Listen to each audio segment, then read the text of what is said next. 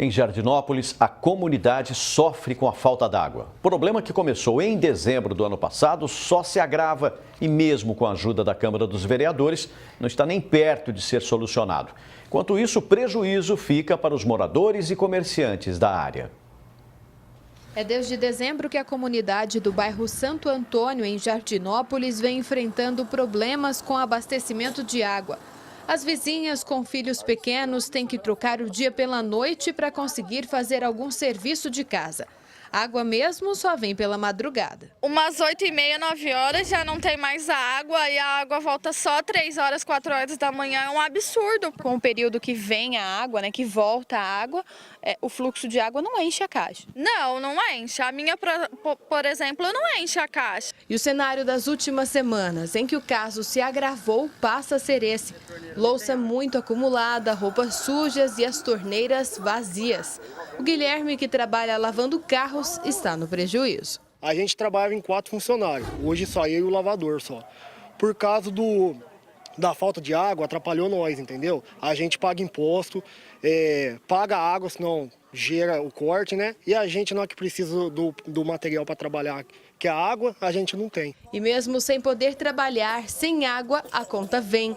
No caso do Guilherme, é até mais cara comparada ao mês em que o serviço funcionava. Tem projeto aprovado para troca da bomba e o prefeito não se preocupa com a população. Eu queria ver se fosse ele, morando aqui no bairro, você ficava 2 semanas sem água. Eu acredito que não. O problema já teve até a intervenção da Câmara, mas sem sucesso. Eu, como vereador, estou aqui junto com o povo, já tenho vários pedidos meus, ofícios, indicações, pedindo a solução em breve. Segundo a informação do departamento, que a bomba que está hoje no local que foi queimada foi substituída na admissão anterior e por uma capacidade menor. E precisa de ser uma capacidade maior. O especialista em direito ambiental reforça o quanto essa comunidade está sendo lesada na falta do recurso. A população deve procurar as vias judiciais. Penso que uma procura ao Ministério Público para verificar a possibilidade de uma eventual ação civil pública em relação à Prefeitura do município de Jardinópolis pela falta da água, não pela ausência dos recursos hídricos, mas por uma negligência da Prefeitura de não colocar a bomba d'água adequada para a população daquele bairro e continuar cobrando ali a tarifa de água. A expansão do bairro, que já tem aproximadamente 7 anos, preocupa os moradores mais antigos.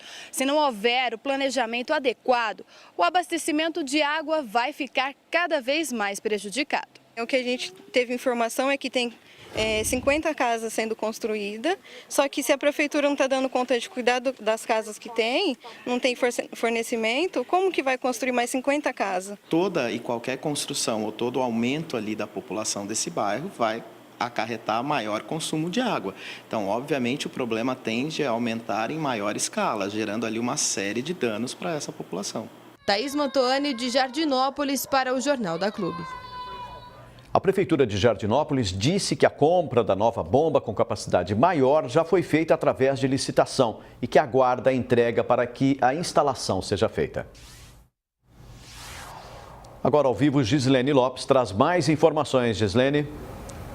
Desde dezembro do ano passado e ainda não ter resolvido o problema, fica mesmo complicado para os moradores. Eu converso agora com o advogado Magner Chaves. Doutor, a falta d'água virou um problema clássico das administrações públicas. Boa tarde. É verdade, já é um problema que vem se arrastando por várias prefeituras. É importante dizer para a população que, diante da contraprestação, o contribuinte deve sempre exigir os feitos, aquilo que a prefeitura deve cumprir. Doutora, a Prefeitura de Jardinópolis respondeu ao caso dizendo que só os imóveis próximos ao reservatório estão ficando sem água. Isso justifica? Não justifica, porque a prestação, a distribuição de água deve atender a toda a população, pois todos eles recebem conta e isso não está certo, né? Quem teve prejuízo com a falta d'água deve fazer o quê?